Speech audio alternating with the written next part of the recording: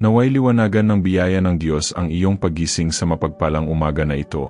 Nakarating na ba kayo tumigil upang isipin ang tungkol sa tunay na himala ng simpleng pagbubukas ng iyong mga mata at paghinga sa isang bagong araw? Sa gitna ng sobrang pagmamadali at pang-araw-araw na hamon, ang sandaling ito ay isang regalo na hindi natin palaging pinahahalagahan. Habang marami ang natutulog na nagnanais na madaling araw, ngunit hindi ito nakitang dumating, narito tayo, buhay, mulat at tumatanggap na mahalagang regalo na tinatawag na ngayon. At sa harap ng banal na kaloob na ito, nais kong anyayahan kayong pagnilayan kasama ko. Tunay ba tayong nagpapasalamat sa bagong pagkakataong ito? Huminto ba tayo upang pahalagahan ang hininga ng buhay na nagpapanatili sa atin dito, sa bawat sandali? Ang paggising ay maaaring mukhang isang simple at automatikong pagkilos. Ngunit kung titingnan natin ng mas malapit, ito ay isang napakasagradong kilos. Kapag ang ating mga mata ay nagmulat at ang malambot na liwanag ng umaga ay dumampi sa ating mga mukha, para bang ibinubulong sa atin ng Diyos, "Anak, iha, isa pang pagkakataon. Isa pang pagkakataon na lumago, gumawa na mabuti, upang maging mas mabuti." Ito ang pagkakataong magsimulang muli, upang mapalapit sa Kanya, upang mamuhay ng may higit na layunin at pasasalama.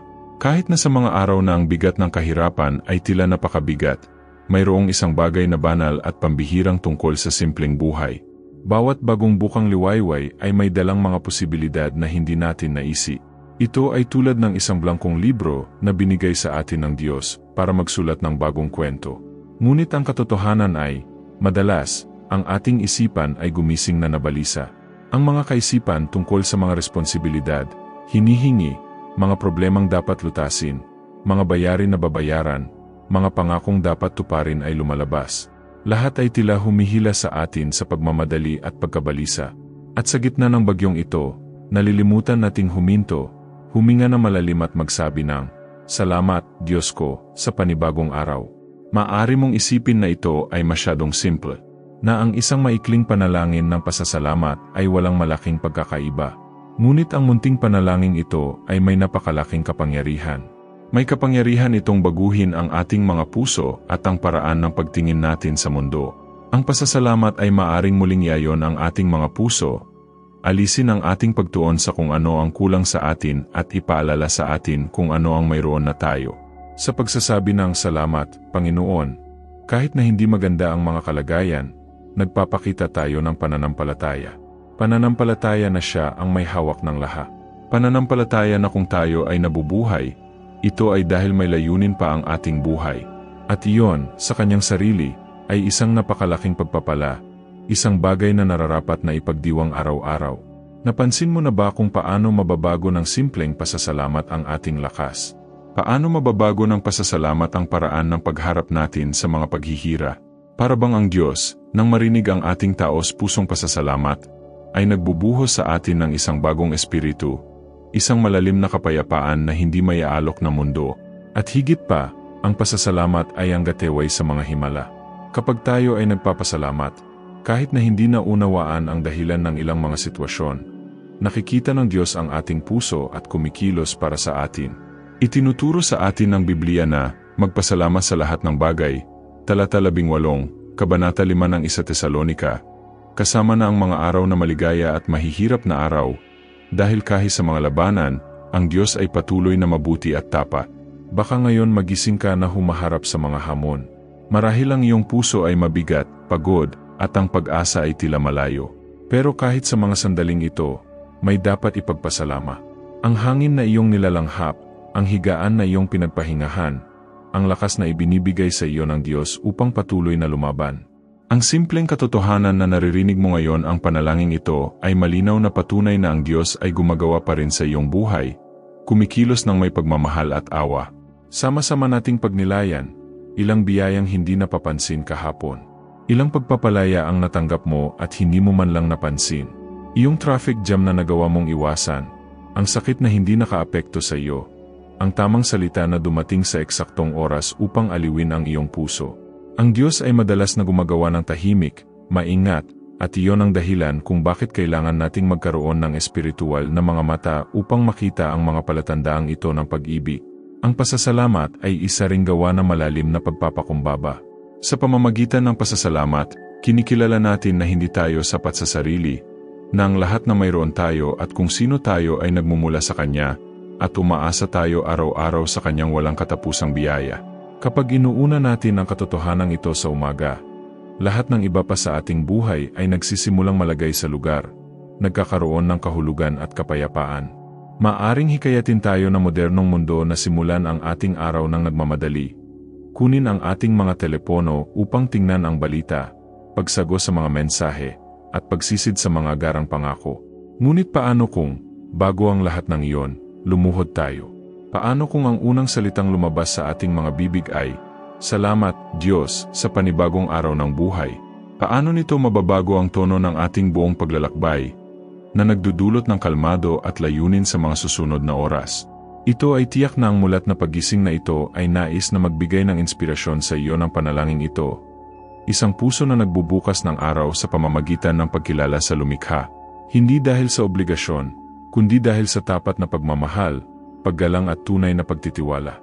Isipin ang iyong sarili ngayon, sa sandaling ito, sa isang sandali ng katahimikan kasama ang Diyos, habang ang mundo sa labas ay dahan-dahan pa ring gumigising.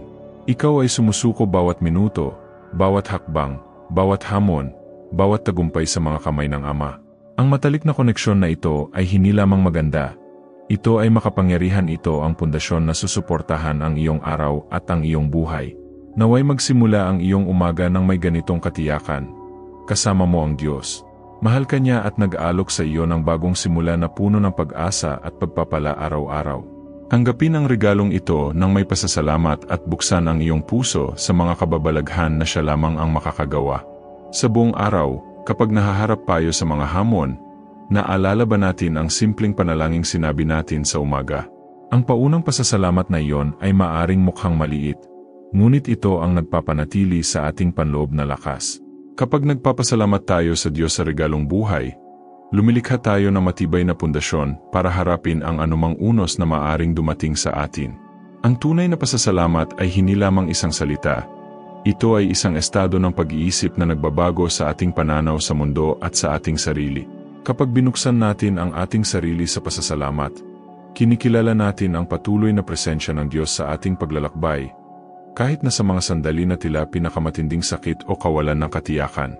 Napansin mo na ba kung paano, sa pinakamahihirap na sandali, ang pananampalataya ay nagiging liwanag sa dulo ng lagusan? Ang liwanag na ito ay hindi lumilitaw mula sa kung saan, ngunit pinalakas ng pagkilala na hindi tayo pababayaan ng Diyos. Lumalakad siya sa tabi natin, kahit na hindi natin siya nakikita ng malinaw. Ang panalangin sa umaga, kung gayon, ay gumagana bilang isang makapangyarihang paalala na hindi tayo nag-iisa.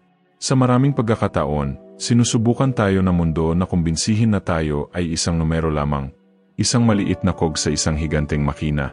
Ngunit ang katotohanan ay sa Diyos. Ang bawat isa sa atin ay natatangi at mahalaga. Alam niya ang bawat detalye ng ating puso, bawat panaginip, bawat takot, gayunpaman, mahal niya tayo ng walang kasubali. Ang pag-ibig na ito ang lakas na nagpapanibago sa atin tuwing umaga. At kapag nilinang natin ang pasasalamat na ito araw-araw, nagsisimulang magbago ang ating buhay. Nagsisimula kaming pahalagahan ang mga maliliit na bagay na dati ay hindi napapansin. Ang ngiti ng isang kaibigan, ang bango ng kape sa umaga, ang pag-awit ng mga ibon sa paligid natin. Ang maliliit na pagpapalang ito ay parang mga perlas na inilagay ng Diyos sa ating landas upang ipaalala sa atin ang Kanyang patuloy na pangangalaga. Higit pa rito, ang pasasalamat ay tumutulong sa atin na madaig ang sama ng loob at panghihina ng loob. Kapag nakatuon tayo sa kung ano ang kulang sa atin o kung ano ang nakakasakit sa atin, ang ating mga puso ay nagsasara. Ngunit kapag natutunan nating magpasalamat, kahit na sa maliliit na tagumpay, bukas ang ating puso sa pag-asa at kapayapaan. Ito ay isang malalim na pagbabago na nakakaapekto sa ating emosyonal at espiritual na kalusugan. Isipin kung sa bawat araw ay maaari tayong tumigil saglit at tunay na magpasalamat, hindi lang sa salita, kundi sa bukas na puso. Ang pang-araw-araw na gawaing ito ay isang paanyaya na palakasin ang ating pananampalataya, panibagong tiwala sa Diyos at mamuhay ng may higit na kagalakan, kahit na sa gitna ng mga paghihira. Tandaan din na ang pasasalamat ay nakakahawa. Kapag ipinakita natin ang saloobing ito, binibigyang inspirasyon natin ang iba na gawin din ito. Lumilikha kami ng isang tanikala ng pagmamahal at pag-asa na kumakalat ng higit pa sa ating sarili sa ating mga pamilya, kaibigan, at komunidad. Ipinakikita sa atin ng Biblia na ang pasasalamat ay isang gawa ng pagsamba. Sa awit 100, tinawag tayong pumasok sa presensya ng Panginoon ng may pasasalamat. Ang tawag na ito ay hindi lamang para sa mga tiyak na sandali, ngunit para sa ating buong buhay. Ang pasasalamat ay dapat na isang palaging ritmo sa ating pang-araw-araw na buhay. Kung dumaranas ka ng isang mahirap na oras, huwag mawalan ng pag-asa. Alamin na ang Diyos ay gumagawa, kahit na hindi mo ito nakikita. Kung minsan ay gumagamit siya ng katahimikan upang maghanda ng isang bagay na mas malaki, at ang pasasalamat ang susi na nagbubukas ng pintong iyon.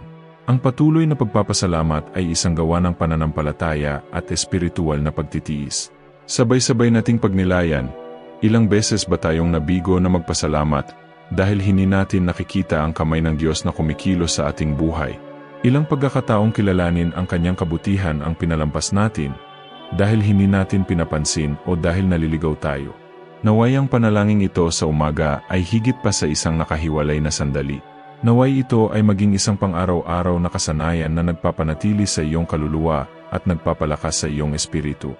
Naway madama mo, sa bawat bagong araw, ang mapagmahal na presensya ng Diyos na pumapalibot at gumagabay sa iyo. Panghuli, tandaan, ang magpasalamat ay ang pagkilala na hindi tayo lumalakad ng mag-isa. Ito ay upang bigyang puwang ang kapayapaan ng Diyos na manahan sa loob natin at gawing bagong pagkakataon ang bawat sandali upang mamuhay ng mas mabuti, magmahal ng higit pa at maging liwanag sa mundo. Sa pagtatapos ng pagmumuni-muni na ito, nais kong madama mo sa iyong puso ang katiyakan na ang bawat bagong araw ay isang di masusukat na regalo, isang regalo na bukas palad na ipinagkaloob sa atin ng Diyos upang tayo ay mamuhay ng may layunin, pagmamahal at pasasalamat. Ang panalangin sa umaga na inialay natin sa pasasalamat para sa regalo ng buhay ay hindi dapat tingnan bilang isang simpleng ritual o gawain, ngunit bilang isang makapangyarihang gawa ng pananampalataya na may kakayahang baguhin ang paraan ng pagtingin natin sa mundo at sa ating sarili. Ang pagsisimula ng araw na may pusong nagpapasalamat ay nagbubukas ng mga pintuan sa isang malalim na koneksyon sa lumikha, na nagpapalakas sa ating kaluluwa at naghahanda sa atin na harapin ang mga pang-araw-araw na hamon ng may tapang, katahimikan at pag-asa. Ang pang-araw-araw na pakikipag-isa sa Diyos ay nagbibigay sa atin ng lakas upang malampasan ang mga paghihirap, gaano man ito kabigat, at upang ipagdiwang ang maliliit at malalaking tagumpay na ating matatagpuan sa daan. Anuman ang nangyayari sa iyong paligid, laging tandaan na ang buhay, kasama ang lahat ng kawalan ng katiyakan, ay isang tunay na himala. Ang simpleng pagkilos ng pagbubukas ng ating mga mata, paghinga, pakiramdam, pagmamahal, pagngiti, at paglalakad ay isang patunay sa pangangalaga at walang katapusang pagmamahal ng Diyos sa atin. Kahit sa mga araw na tila mabigat ang paglalakbay at napakahirap na mga paghihirap, ang katiyakang ito na kasama natin ng Diyos ay makapagpapatibay ng ating kaluluwa at makapagpapabago ng ating pag-asa. At kung pag-usapan ng pag-asa, isa ito sa pinakamahalagang bunga ng pasasalamat. Kapag nagpapasalamat tayo, kahit sa gitna ng mga paghihirap, sinasabi natin sa Diyos na nagtitiwala tayo sa Kanyang plano at sa Kanyang kabutihan, na naniniwala tayong Siya ang may kontrol, kahit na hindi natin naunawaan kung bakit ganito ang mga bagay. Binabago ng pananampalatayang ito ang ating puso at isipan, na nagbibigay ng puwang para sa kapayapaan na hindi maibibigay sa atin ng mundo. Ngayon, gusto kong anyayahan ka na gawing pang-araw-araw na ugali ang panalangin ito sa umaga. Naway hindi lamang kayo magpasalamat ngayon, ngunit naway maging isang pamumuhay ang pasasalamat na ito. Naway ilagay mo ang iyong puso sa mga kamay ng Diyos sa sandaling gumising ka araw-araw, na nagpapasalamat sa Kanya sa pagkakataong mabuhay, matuto, magmahal, magpatawad at maglingkod. Ang simpleng kilos na ito, na inuulit araw-araw, ay may kapangyarihang i-renew ang iyong panloob na lakas, ihanay ang iyong layunin at ipaliwanag ang iyong landas. Higit pa rito, ang pasasalamat ay may pagbabagong kapangyarihan hindi lamang sa ating buhay, kundi pati na rin sa buhay ng mga nakapaligid sa atin. Kapag nagpapasalamat tayo, binibigyang inspirasyon natin ang iba na kilalanin ang mga pagpapalang mayroon sila, palakasin ang kanilang pananampalataya at magkaroon ng kapayapaan.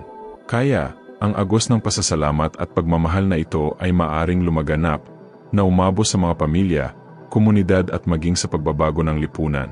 Kaya't kung ang panalangin at pagmumuni-muni na ito ay nakaantig sa iyong puso, hinihiling ko na ibahagi mo ang mensaheng ito sa isang taong espesyal.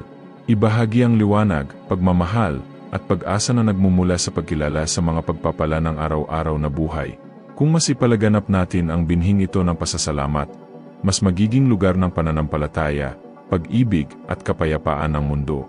At kung hindi ka pa bahagi ng aming channel, mag-subscribe ngayon upang makatanggap ng higit pang mga panalangin, mensahe at pagmumuni-muni na nagpapalakas sa espiritu at nagpapalusog sa kaluluwa. Iwanan ang iyong pag-click para maabot ng content na ito ang mas maraming tao. Magkomento sa ibaba tungkol sa iyong karanasan sa pagbibigay ng pasasalamat araw-araw. At siguraduhing ibahagi ang video na ito sa mga kaibigan at pamilya na nangangailangan ng yakap ng pananampalataya at pag-asa. Tandaan, ang kapayapaan ng Diyos ay isang regalo na magagamit ng lahat, at bawat umaga ay maaari nating piliing tanggapin ito sa ating mga puso. Naway ang kapayapaang ito ay samahan ka ngayon at magpakailanman, at naway mabuhay ka sa bawat sandali ng kagalakan at katahimikan na tanging ang banal na presensya ang makapagbibigay. Naway pagpalain ang iyong araw, mapuno ng liwanag at biyaya ng Panginoon.